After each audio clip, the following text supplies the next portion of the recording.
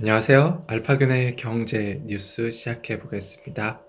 벨트에서요, 밴드에서 알파균 검색하시거나요, 유튜브에서 알파균, 그리고 경제 검색하시면 저희 방송 들으실 수 있고요. 밴드 보면서 그럼 같이 한번 볼게요. 홍민 기자가 취재했습니다. 바이든 정부의 핵정책과 북핵이라는 내용인데요. 그 바이든 정부는요, 그 어느 때보다 불안정한 국제 핵 질서 속에서 출범했다. 국제적인 비확산 및 군비 통제 체제의 균열, 그리고 러시아 및 중국과의 핵 군비 경쟁이다. 트럼프의 핵정부 시기 미국은 이란 핵협정 JCPOA 파기와 재부가로 이란의 우라늄 농축시설 재가동이라는 결과를 낳았다. 러시아와는 중거리 핵전략 조약 INF와 전략무기 감축 조약 뉴스타트 탈퇴로 그나마 유지하던 군비 통제의 꽃비마도 놓고 말았다. 또 핵 확산 금지 조약 NPT와 핵실험 금지 조약 CTBT를 공견연히 흔들었다. 이 와중에 미러중은 극초음파 미사일, 극초음속 미사일입니다. 핵 추진 순항 미사일 및 어뢰, 전수함 발사 순항 미사일, 미사일 요격 체계 등 첨단의 전략무기 개발 각축전을 벌이고 있다고 합니다. 네. 다음 소식입니다. 김동철 기자가 취재했는데요. 진정한 4차 산업혁명의 주인공이란 내용입니다. 네, 여기서 약자가 나왔는데 좀 재밌어서 소개시켜 드리려고요. ICBM이라는 약자를 썼어요. I는 IoT, C는 클라우드, B는 빅데이터, M은 모바일로 대두되는 4차 산업혁명은 사실 IT의 2차 혁명쯤일지도 모른다. 이는 세상을 바꾸는 것보다는 IT 환경을 바꾸는 일에 가까워 보인다. 향후 사람을 대체하는 인공지능 AI가 나온다면 세상은 대혼란 수준의 변화를 겪을 것이지만 이는 현재 기술 단계에서는 시간이 더 필요하다. 위의 맥락과 같이 현재 진행 중인 에너지 분야의 혁신은 단연 수소를 사용하는 것이다. 선진국이나 산유국의 눈치를 보지 않아도 되니 보이지 않는 에너지 경제의 소국 시스템이 순식간에 사라지는 쾌거가 발생하는 것이다. 에너지 민주화, 바로 이것이 또 다른 4차 산업혁명일 수 있다고 합니다. 빅블러 시대가 온다고 하네요. 서영구 교수가 적었는데요. 온라인과 오프라인의 경계가 희미해지고 있다. 지난해 한국 소매시장의 30% 정도를 점유한 이커머스의 비중이 이제 40%를 향해 달려가고 있다. 세계 최고 수준이다. 국내에 700여 개 매장을 운영 중인 롯데쇼핑의 시장 가치가 3조 원인데 반해 오프라인 매장이 없는 쿠팡의 시장 가치가 30조 원으로 평가되고 있다. 30년 전 미래학에서 가상 시나리오로 제시된 수치가 이미 실현된 것이다. O2O, 오프라인과 온라인의 연계와 O4O, 오프라인을 위한 온라인과 같은 서비스가 확산하면서 아마존, 구글, 네이버, 카카오와 같은 빅데이터 기반의 빅테크 기업들이 기존의 소매 산업을 잠식하고 있다. 카카오뱅킹 등 핀테크, 금융과 기술이 연합했죠. 기업이 등장하면서 금융산업에도 빅테크 기업들이 진입해 은행 업무에서도 온라인과 오프라인의 경계가 흐려지고 기존 질서가 파괴되고 있다고 합니다. 조인경 기자가 취재했어요. 정용진 부회장, 코로나 시대 첫 미국 출장 가고 있다고 하네요. 왜일까요? 정 부회장은요, 로스앤젤레스 도심의 중심에 있는 복합 상업시설 1에서 3층을 임차에 들어설 프리미엄 그로서런트, 식료품과 레스토랑, PK 마켓 1호점 출점 준비에도 속도를 낼 계획이다. 당초 2019년 하반기에 오픈할 예정이었지만 코로나19 확산 등 외부 변수로 일정이 지연됐다고 합니다. 건재희 기자가 취재했습니다. 일본 2020년 실질 GDP 마이너스 4.8%, 금융위기 이후 최고로 안 좋다고 하네요. 최악이라고 표현했죠. 블룸버그 통신은요, 코로나19 재확산이 이번 분기 일본 경제를 다시 위축시킬 것으로 예상되지만 2020년 말에 강한 반등은 경제 회복이 비교적 견고하다는 희망을 준다고 분석했습니다.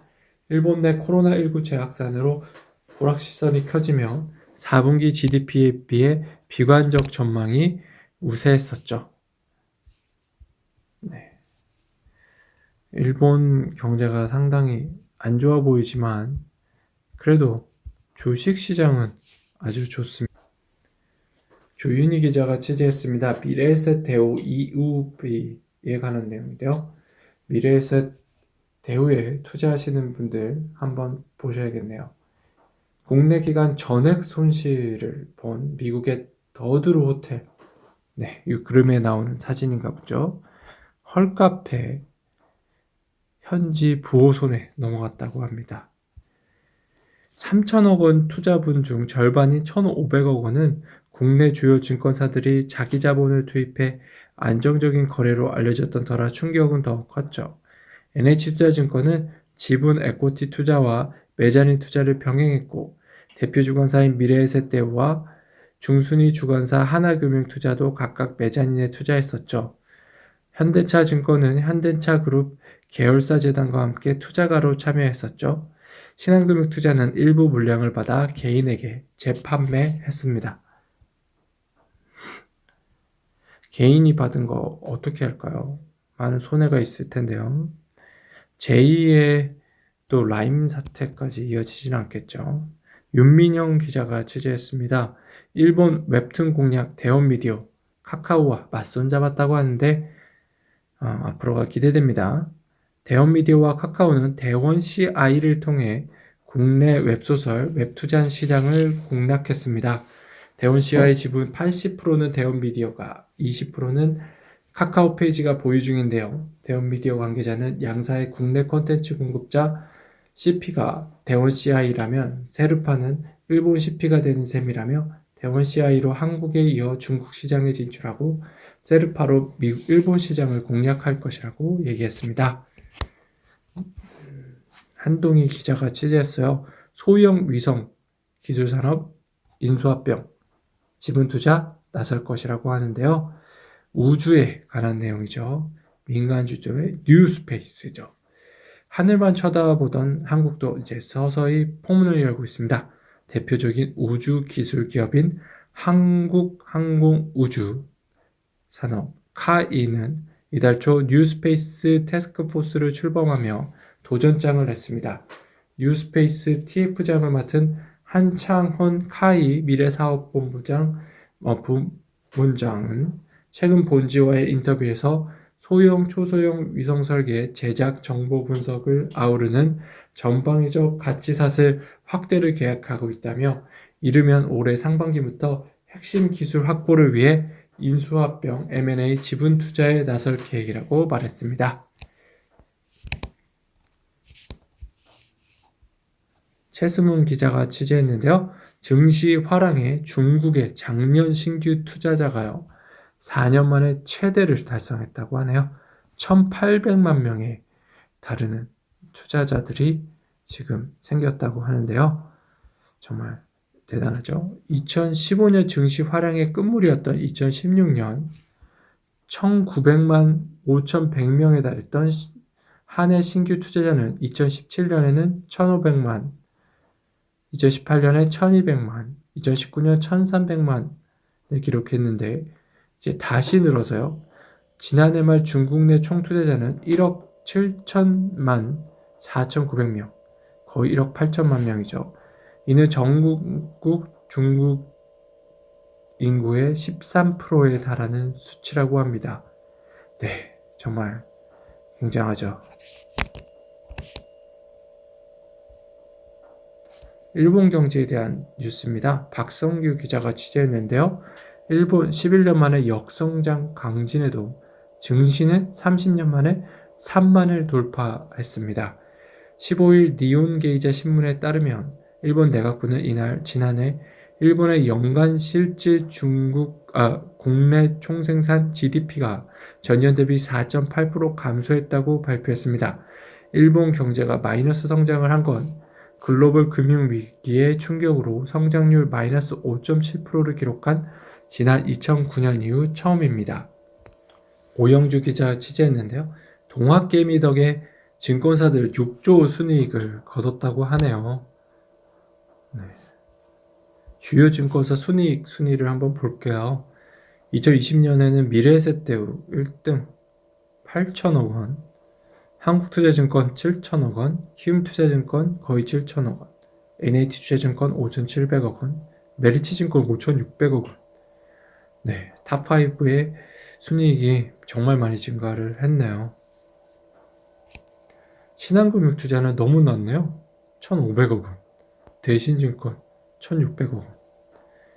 신한금융투자는 오히려 2019년 대비 낮아졌어요. 네, 뭘까요? 온라인 주식거래 강자 키움은 깜짝 실적을 내며 3위로 도약했습니다. 키움증권의 순이익은 전년 대비 91% 급증한 7천억 원에 달합니다. 특히 브로커리지 순영업 수익이 같은 기간 290% 증가한 3,700억 원에 달하고 있습니다. 정영효 기자가 취재했습니다. 너무나도 다른 한국과 일본의 가업 승계라는 내용인데요. 정책금융회사인 일본투자은행이 작년 말 설립한 사업승계 펀드도 후계난을 겪는 중소기업의 승계를 지원하는 수단입니다. 이 펀드는 경영학 석사 학위를 취득하는 등 경영에 끈이 있는 젊은 인재에게 중소기업 M&A 자금을 댑니다. 중기 경영자는 자신의 기업을 경영해 보겠다며 손을 내미는 후계자의 면면을 보고 회사를 넘길 수 있습니다. 사업승계 펀드 또한 고령의 중기 경영자들이 후계난 속에 외부 경영인들을 들이는데 저항감이 강한 점을 고려해 설계됐다고 하죠. 우리나라에도 이런 게 있으면 좋겠네요. 이건호 기자가 취재했어요. 코리빙, 한국서 못하는 이유. 코리빙은 코는 이제 같이, 다 같이 공유한다는 얘기를 해서 코고요. 리빙은 저희 산다는 얘기죠. 리브의 리빙, 산다. 그래서 같이 산다 라는 내용인데요. 우리나라에서는 좀 불법이 많다고 하는데 한번 읽어드릴게요. 한 스타트업이 비슷한 개념의 청년 공유주택인 코리빙 하우스 사업을 추진했다. 욕실, 화장실을 3명이 함께 쓰는 룸 3.5평과 욕실이 딸린 방 4.3평 등 다양한 주거 공간이 있는 주택을 신축할 계획이었다. 플랫폼 스타트업과 협업해 퍼스널 모빌리티, 차량 공유, 로봇 딜리버리, 사물 인터넷을 활용한 보안 관리, 커뮤니티 프로그램 운영 등 다양한 서비스를 제공할 구상이었다. 인허가를 받기 위해 담당 부처를 찾아갔더니 코리빙 하우스는 현행법상 주택으로 볼 수 없다며 허가를 내주지 않았다. 건축법상 공동주택은 아파트, 연립주택, 다세대주택, 기숙사로 정해져 있을 뿐 코리빙, 공유주거는 법령에 없다는 이유였다. 규제 샌드박스를 활용해 임시 허가로도 바라보려 했지만 건축물은 안 된다고 했다. 결국 건축법상 기준 원룸과 다세대 주택을 맞춰 도시형 생활주택을 지어야 했고 건축비와 임대료가 당초 계획보다 더 올라갔다. 건축법에서 원룸은 1인당 13.2제곱미터, 4평 이상의 방에 화장실, 주방을 갖추도록 하고 있다. 다세대 주택은 주차장을 둬야 한다. 가구별로 다양한 평면을 구성해 개인 선호에 따른 맞춤식 주거 공간을 제공하려던 계획을 포기했다. 차량을 소유하지 않는 입주자만을 대상으로 하려던 구상도 없던 일이 됐다. 법령으로 정해진 것만 허용하는 포지티브 규제가 민간업체의 창의적 주거 솔루션을 도입을 막는 것이다. 청년 주거 문제가 심각한 세계 주요 도시를 중심으로 코리빙은 급성장 중이다. 미국, 유럽, 아시아 주요 도시에서 코리빙 스타트업들이 대규모 투자 유치에 성공하고 있다고 한대요. 네, 우리나라도 법을 많이 개선해서 잘 되면 좋겠네요.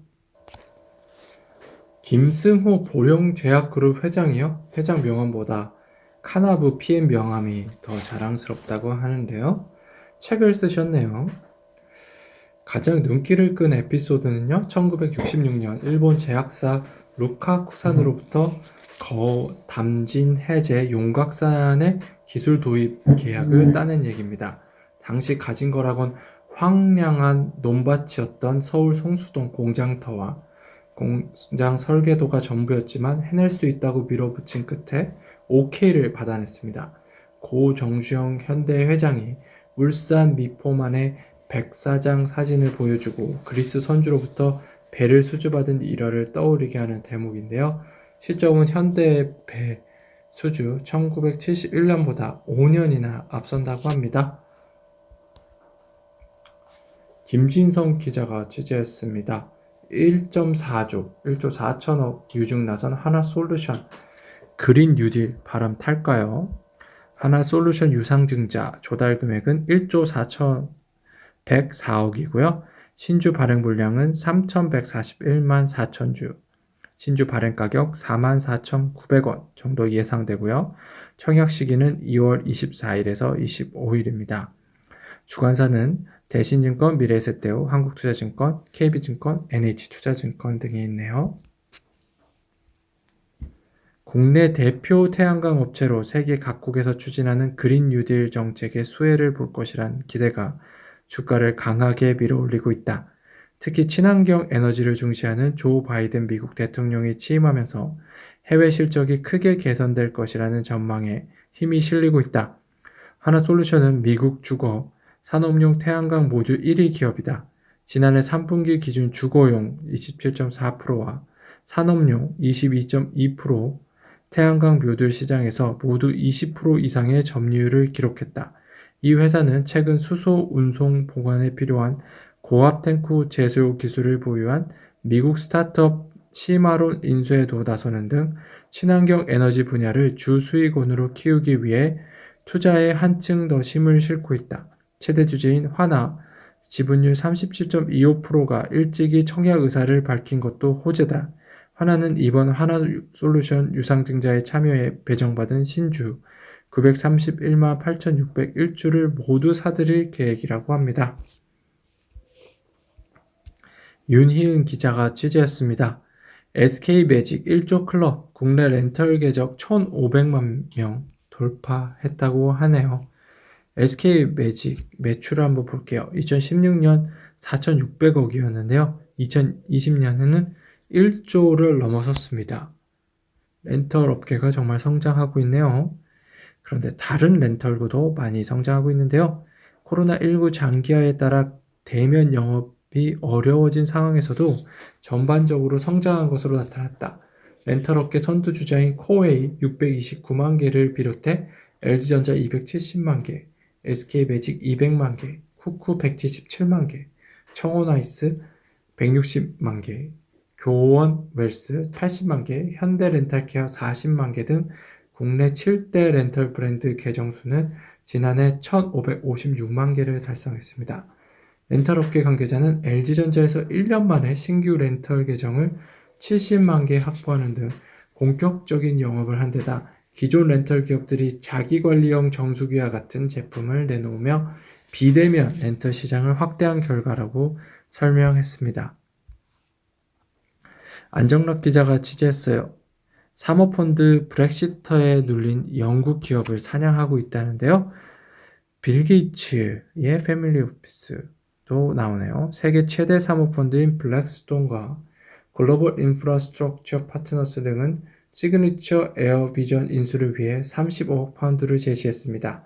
블랙스톤은 빌 게이츠 마이크로소프트 창업자의 개인 자산을 관리하는 캐스케이드 인베스트먼트 등과 함께 시그니처 에어비전 인수를 추진 중입니다. 김주환 기자가 취재했는데요. 네이버, 카카오, 구글 맞서는데 국내 기업만 잡는 이상한 규제라고 하네요. 국내 앱 장터 점유율 볼게요. 구글이요? 플레이스토어를 통해 63%, 애플 앱스토어가 24%, 원스토어가 11%, 정도 됩니다. 토종은 11% 정도 되네요. 국내 온라인 동영상 유통시장 점유율을 볼게요. 유튜브는 62%, 넷플릭스가 16%, 페이스북이 8%, 네이버 TV가 5% 정도 됩니다. 웨이브 3%, 티빙 3%, 아프리카 2.6%. 네, 국내 업체들은 유튜브, 넷플릭스, 페이스북에 많이 밀려있네요. 국내 인터넷 검색 엔진 시장 점유율은요, 네이버가 2015년에 84%였는데요. 2021년에 52%까지 추락했습니다. 구글은 2015년에 1%에 불과했지만 현재 2021년에는 40% 정도가 예상되고요. 다음은 12%에서 2021년 3%, 4%로 내려앉았습니다. 네, 구글의 약진이 잘 보이네요. 안재강 기자가 취재했습니다. 석유회사가 석유 포기하는 시대, 업의 본질이 바뀐다고 하네요. 그 유통회사의 변화 또한 극적이죠. 그동안 유통업의 핵심은 좋은 상품을 값싸게 소비자에게 판매하는 것이었습니다. 2010년 갑자기 나타난 쿠팡은 다르게 생각했죠. 유통업을 트래픽 사업으로 이해했습니다. 쿠팡은 쇼핑은 사람들을 끌어들이는 수단에 불과했다. 구글이 검색으로 카카오 메신저로 사람들은 온라인에 끌어모았듯 쿠팡은 쇼핑으로 트래픽을 발생시켰다. 트래픽을 위해서라면 모든 것을 다했다. 반나절 만에 도착하는 공짜 배송을 하고 비밀번호를 안 눌러도 결제가 되며 넷플릭스 같은 영상 콘텐츠도 제공했다. 김범석 쿠팡 창업자는 이를 고객을 와우 하게 만들어야 한다는 말로 표현했다. 미국 증시 상장을 검토 중인 쿠팡의 기업 가치는 55조에 달할 것으로 추산된다. 롯데, 신세계, 현대백화점 등 국내 유통 빅3의 유통사업 가치를 모두 합한 것보다 많다고 합니다. 박동희 기자가 취재했습니다. 쿠팡이 언제 이렇게 컸나? 충격에 휩싸인 유통 대기업들입니다. 유통업계는요, 쿠팡의 선전포고에 발빠르게 전열을 가다듬고 있죠. 마침 이날 신세계그룹의 온라인 플랫폼인 쓱닷컴은 데이터 분석, 머신러닝 개발 등 IT 개발 직군에서 수십 명을 뽑겠다고 공지를 냈습니다. 지마켓 옥션 운영자인 이베이도 이달 초 100여 명에 가까운 인력 채용을 계획을 밝혔죠. 쿠팡이 앞으로 5년간 기존 인력 5만 명만큼 추가 고용하겠다고 밝힌 바 있어 향후 전자상 거래업계의 인력 쟁탈전이 치열해질 수밖에 없다는 해석이 나오는 대목입니다. 전범진 기자가 취재했습니다. 국내에서도 쿠팡 IPO 참여 가능하다고 상장 둘러싼 5가지 궁금증이라고 하는데요. 쿠팡은 당초 나스닥으로 가겠다는 계획을 밝혔습니다. 쿠팡의 나스닥행은 당연해 보였죠. 세계 최대 기술주가 모여있는 시장이 나스닥이기 때문입니다. 상장 요건과 추가 상장, 주식 배당 등 수수료는 물론이고 상장 자격 유지에도 나스닥이 유리합니다. 하지만 마지막에 방향을 틀었죠. 뉴욕 증권거래소를 택했습니다. 전문가들은 쿠팡이 그만큼 흑자 전환에 대한 자신감이 강한 것이라는 해석을 내놓았는데요. 뉴욕 증권거래소는 버크셔 해서웨이, 제너럴 일렉트릭 GE 등 꾸준히 이익을 내는 기업들이 상장된 시장입니다. 박은경 삼성증권연구원은 수익성 및 재무 상황에 대한 의구심이 적지 않았던 만큼 세계적 우량주 시장인 뉴욕 증시에 입성해 그런 이미지를 불식시키고자 하는 전략이라고 해석했죠. 증권가에서는 쿠팡이 올해 첫 영업 흑자를 기록할 가능성이 있다는 전망이 나옵니다. 삼성증권과 SK증권은 쿠팡이 올해 로켓 제휴 등 각종 비용 절감 서비스를 도입하면서 흑자 전환에 성공할 가능성이 클 것으로 내다봤습니다. 쿠팡 관련 소식이 혹시 더 있는지 볼까요? 김은영 기자가 취재했는데요. 조단위 적자를 목표 향한 투자, 가까워진 쿠팡의 김범석의 꿈이라고 하는데요. 김 의장은 대기업 주재원인 아버지를 따라 어린 시절 대부분을 해외에서 보내며 글로벌 감각을 익혔습니다. 중학교 때 미국으로 유학을 떠나 명문 사립학교인 디어필드 아카데미를 졸업 후 하버드대 정치학과를 졸업했죠. 전형적인 엘리트 코스를 밟은 셈인데요. 그의 아버지는 대기업 퇴직 이후 동남아에서 담배 회사를 창업했다고 합니다. 그 역시 하버드대 재학 시절 잡지 쿼런트를 만들며 사업을 시작하는 등 일찍부터 사업가 기질을 뽐냈죠. 커런트를 뉴스위크에 매각하고 보스턴 컨설팅 그룹에 2년간 몸담았다가 다시 월간지를 만드는 빈티지 미디어 컴퍼니를 설립 매각하고 하버드 비즈니스 스쿨 MBA에 입학했습니다. 이후 학부 시절 친분이 있던 윤중현 전 기획재정부 장관의 딸 윤선주 이사와 고재우 부사장 등 함께 자본분 3억 10억으로 쿠팡을 창업했습니다. 예, 역시 정치 쪽에 인사가 있었네요. 윤중현 전 기획부 장관의 딸 윤선주 이사와 고재우 부사장. 쿠팡이 우리나라에서 많은 규제를 돌파한 걸 볼 수 있었죠. 김기철 기자가 취재했습니다. 쿠팡 희소식 네이버 라이벌도 웃었다고 하는데요. 네이버의 주가도 상승해서 그런가 봐요. 쿠팡 상장 소식에 들썩이는 네이버 쇼핑이라는 내용인데요. 쿠팡의 기업 가치는 55조 원 정도, 네이버 쇼핑은 63조 원 정도로 예상됩니다. 사용자는요, 쿠팡이 1,500만 명, 네이버 쇼핑 2천만 명이고요. 유로 멤버십 규모는 쿠팡이 475만 명, 네이버 쇼핑이 250만 명 정도고요. 2020년 매출액은요, 21조 원 쿠팡, 26조 원 네이버 쇼핑입니다. 판매자는요, 쿠팡 20만 명, 네이버 스마트 스토어 41만 개입니다. 물류 역량은요, 쿠팡 전국 30개 도시에 100개 이상, 물류 창고 구축 4만 명 이상, 관련 인력 고용. 네이버는요, 국내 110개 물류 거점 갖춘 CJ 대한통운과 파트너십을 체결했다고 합니다. 강인석 기자가 취재했어요. 뜸했던 한국 기업 해외 상장, 쿠팡이 닦은 따라갈까? 라는 내용인데요. 중국도 최근 중국판 나스닥 코어 창반을 외국인 투자자들에게 개방하고요. 자본시장 개혁을 확대하고 있습니다. 싱가포르, 홍콩 증시도 차등 의결권, 창업자나 최고 경영자가 보유한 주식에 보통주보다 많은 의결권을 부여하는 것을 허용해 창업주가 상장 후 지분 희석 우려를 덜 수 있는 유인을 제공하고 있죠. 이호승 기자가 취재했는데요. 쿠팡 상장과 유통 전쟁이란 내용입니다. 쿠팡 없었으면 어떻게 살았을까? 안 써본 사람은 있어도 한 번 써본 사람은 없다는 쿠팡이죠. 한층 커진 쿠팡의 위협. 물론 경쟁 기업들도 손을 놓고 있진 않죠. 이미 전례 없는 합종연행과 인수합병, 세판짜기의 전쟁이 벌어지기 시작했습니다.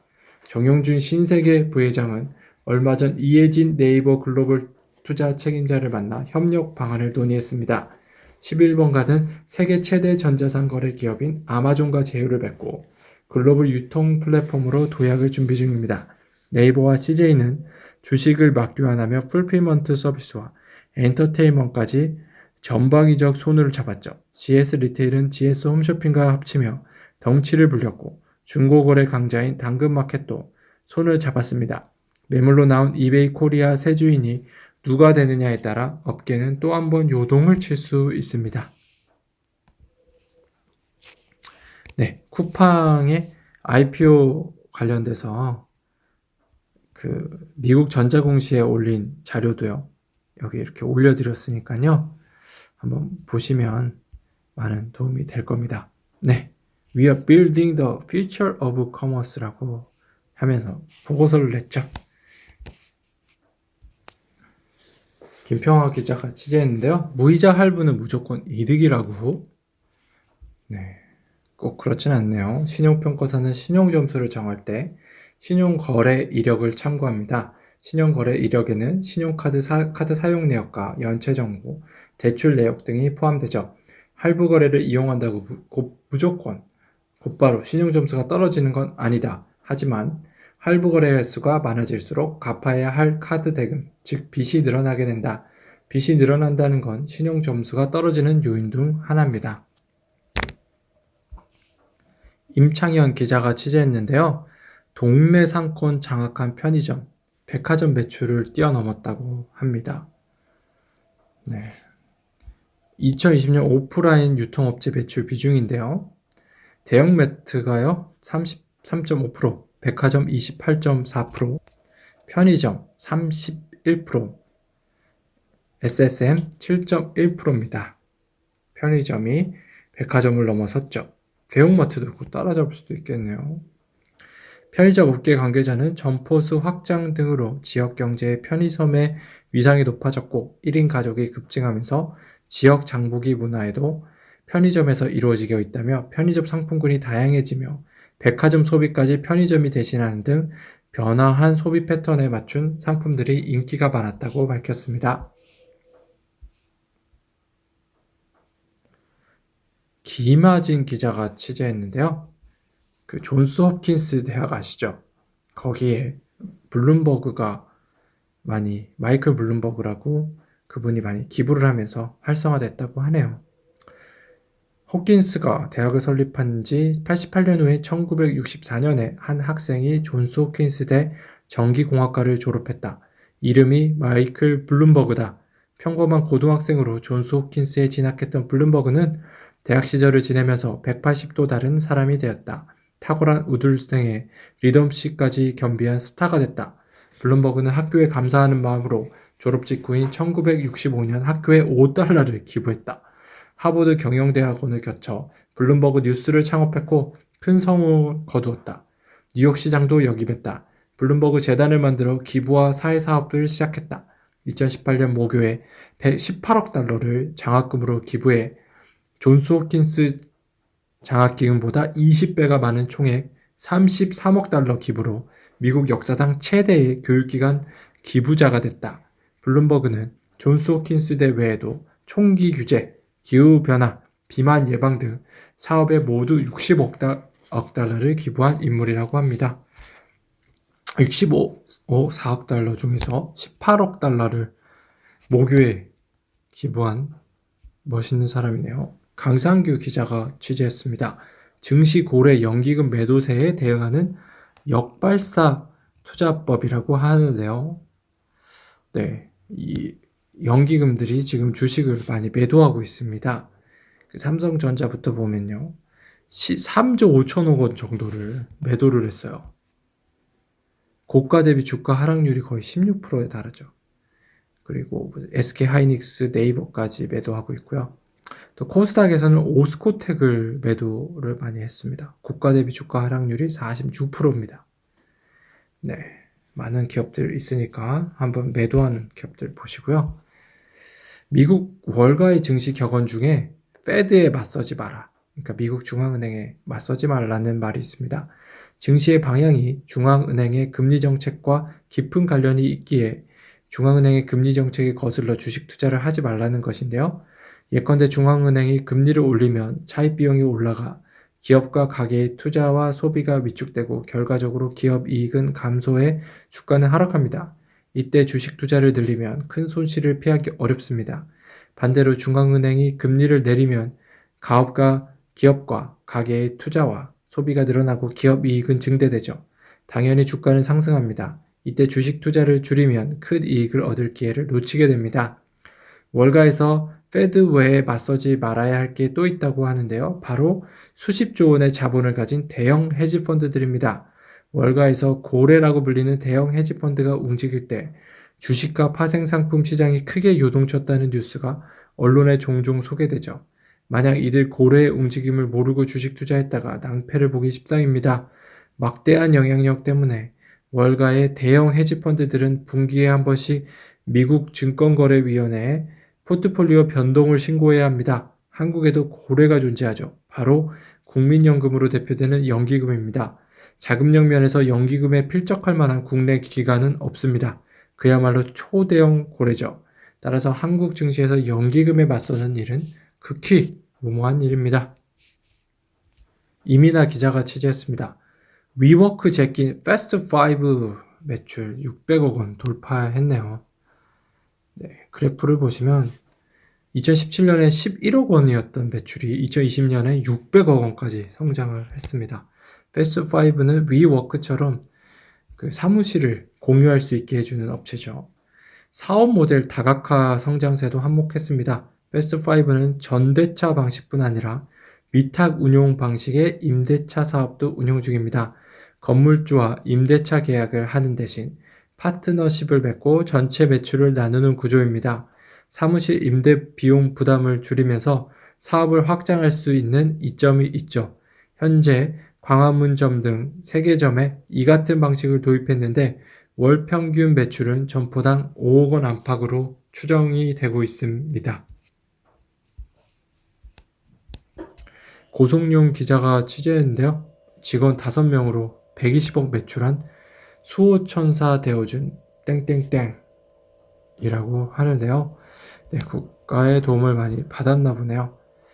창업 3년 만에 120억 매출을 올린 제조 스타트업이 있습니다. 어딜까요?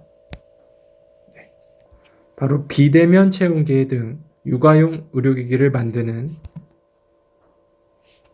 스타트업 이즈프로브입니다.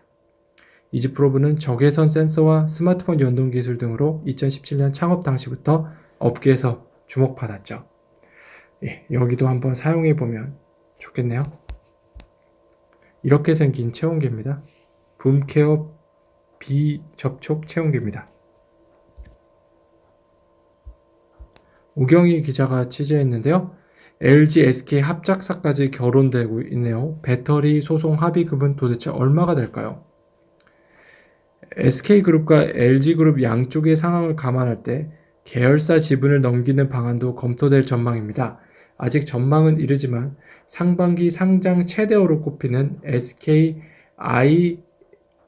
아이테크놀로지가 협력 대상이 될 수 있다는 분석이 나옵니다. SK 아이테크놀로지는 배터리 핵심 소재인 분리막 제조사인데요. 2019년 4월 출범해 그의 매출 2,600억 원, 영업이익 800억 원을 냈습니다. 시작에 불과한데요. 창저 후 공장에 이어 중국과 폴란드에 공장을 짓고 있습니다. 2019년 기준 3.6억 제곱미터 생산량은 2023년 18.7억 제곱미터로 늘어납니다. 증시에선 상장 후 기업 가치가 5에서 6조 원에 이를 수 있다는 전망이 나오고 있는데요. 지분은 SK이노베이션이 90%를 들고 있죠. 역시 전망은 이르지만 SG가 지분을 넘겨받아 주요 투자자가 된다면 배터리 생산 구조상 SK가 보유한 지분의 가치도 올라갈 수 있다는 게 매력적입니다. 다만 SK 아이테크놀로지가 배터리 핵심 특허 중 하나인 분리막 기술을 다수 보유하고 있다는 점은 걸림돌입니다. SK 입장에서 분리막 계열사에 LG가 주요 주조로 참여하는 게 부담스러울 수 있습니다. 네, SK이노베이션이 합의금이 없으니까 자회사 SK 아이테크놀로지 지분을 LG에 넘기는 것까지 거론되고 있나 보네요. 박용범 기자가 취재했습니다.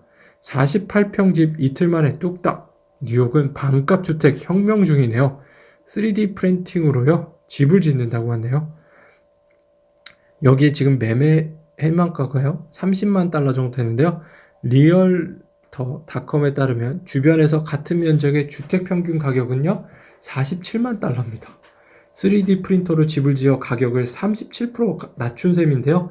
새집 프리미엄을 고려하면 주변 시세의 절반 가격이라고 보고 현지 부동산 업계는 평가했죠. 실제 건축비는 매매 희망가보다 훨씬 낮은 것으로 알려졌습니다. 진로는 이 집을 렌트할 경우 예상 월 렌트비를 1,768달러로 추산했습니다.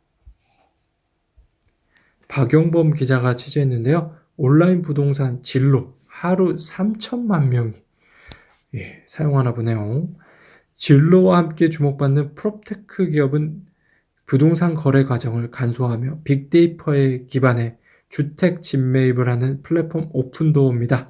오픈도어는 주소만 제공하면 자체 빅데이터 AI 기술을 적용해 현금 매입가를 제시하고 신속하게 현금으로 주택을 매입합니다.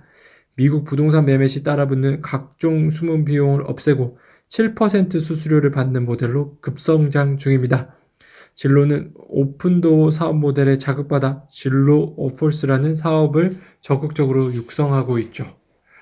네, 우리나라도 이런 업체들이 많이 나오면 좋겠네요.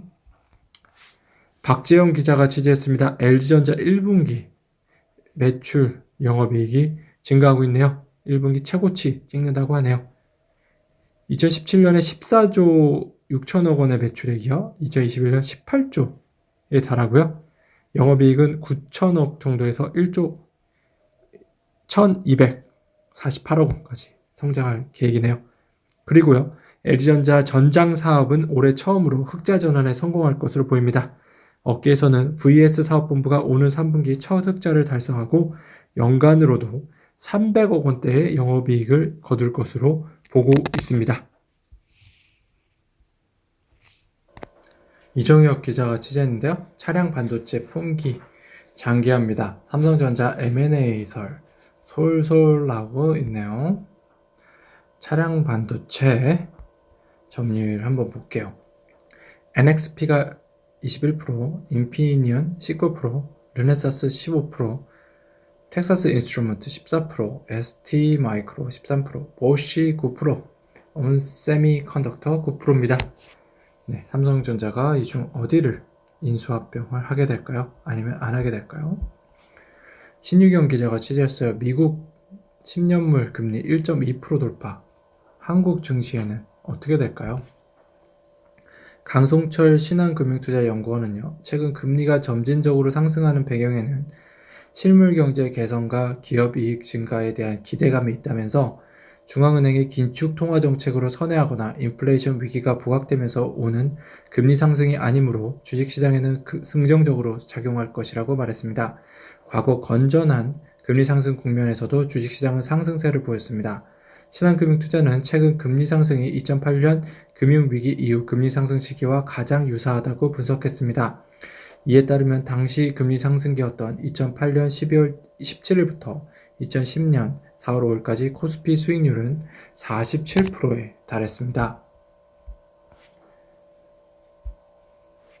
강봉진 기자가 취재했는데요. 배터리 소속 LG화학이 이겼는데 삼성 SDI가 방긋 웃었다고 하네요. 네, 일단 LG화학과 SK이노베이션이 싸우면 삼성 SDI는 이익을 보긴 하겠네요. SK이노베이션 입장에서 배터리 공장 건설 계획을 맞추기 위해서는 연간 4조 원가량 자본 지출, 캐펙스가 필요한 데다 정유 부분 실직 부진 속에 부채 비율이 150%에 달하는 상황에서 LG화학 측이 요구하는 3조 원 내외의 합의금은 부담스러운 수준입니다. 지난달 말 SK이노베이션은 지난해 매출액이 전년 대비 30% 줄었고 2조 6천억 원의 영업손실을 기록했다고 밝혔습니다. 어떡하죠? SK이노베이션. 강두성 기자 취재인데요. MBK 중국법인 에이펙스 매각 추진하고 있어요. DHL, 페덱스 등이 가세를 하고 있네요.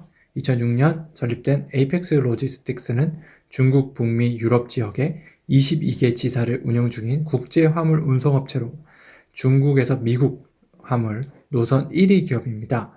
특히 글로벌 전자상 거래 시장이 급성장하면서 회사의 영업활동을 통한 이익 창출 능력을 나타내는 에비타, 감가상각전 영업이익 수치도 2016년 1억 4,300만 위안, 약 247억 원에서 지난해 10억 위안, 약 1,700억 원 수준으로 급성장한 것으로 나타났습니다.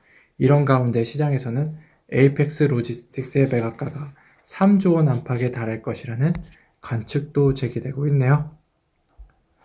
김정범 기자가 취재했습니다. 줌인 이 종목 대상이네요. 신선식품 호조에 영업이익도 좋다고 하는데요. 일례로 지난해 4분기 경우 주요 신선식품, 소스류, 장류 등 소비가 늘면서 실적 증가를 이끌었죠. 심지어 이베스트 연구원은요, 특히 해외 시장은 13% 성장했고요. 온라인 부분 역시 매출이 35%가량 늘어나는 등 기존 주력 채널 역량이 확인됐다면서 또한 옥수수 가격이 전년 대비 약 4% 오르면서 캐시카우, 안정적 수익원인 전분기 대비 전분당의 실적이 증가했죠. 네, 최신원 기자가 취재했는데요. 1,000억 원대 횡령 배임에서 최신원 회장이 구속됐죠. 기자는 다른 사람이고요. 박기호 기자가 취재했어요. 다시 보는 비트코인 광풍, 기관 대거 투자 왜 네, 요 그래프 보시면 최근에 그냥 급상승했던 걸 볼 수 있습니다. 2017년에요. 1차 상승 랠리는 개인들의 투기성 자금이 이끌었다며 이번에는 기업과 금융기관이 주도한다는 점에서 차이를 보입니다. 2017년에는 2단 가상화폐 공개와 새로운 가상화폐 기술이 개발되는 호재에 개인 투자자들이 적극 가담을 했었죠. 반면 이번 2차 랠리에는 글로벌 기업과 금융기관이 비트코인을 직접 매입하거나 지불 수단으로서 비트코인을 활용하고 있다. 가상화폐인 비트코인은 이제 말 그대로 화폐로서의 기능, 교환 매개, 가치 저장, 지급 결제 수단하고 투자자로서 가치를 인정받고 있습니다. 이호승 기자가 취재했습니다. 쿠팡 상장. 이 내용은 저번에 말씀을 드렸죠. 추동훈 기자가 취재했네요. 주식엔 타이밍이 없다고 합니다. 조니 대피는 주식을 잘하고 싶으면 주가와 수익률이라는 숫자로부터 멀어지는 게 가장 중요하다고 합니다. 수익률에 대한 단기적인 집착을 버리고 기업의 실적과 미래 가치에 대한 공부가 필요하다는 뜻입니다.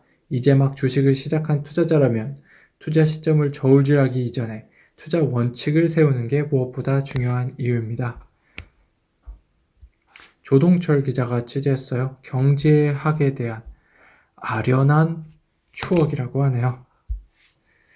경제학은요, 역사적 사실에 기초합니다. 경제학은 몇몇 사람들이 머릿속에서 꿈꿨던 그러나 아무도 경험해보지 못한 유토피아에 대한 환상으로 현혹되지 않죠.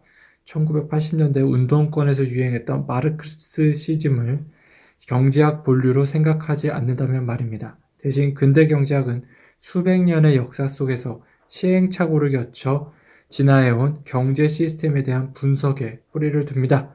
우리가 배우는 경제학 교과서는 허공에서 떨어진 것이 아니라 장기간에 걸친 수많은 경험에 대한 분석을 농축한 결과물이라고 볼 수 있습니다. 네, 오늘까지 경제뉴스 전해드렸고요. 유튜브에서 알파균 띄고 경제 하시거나 밴드에서 알파균 검색하시면 됩니다. 감사합니다.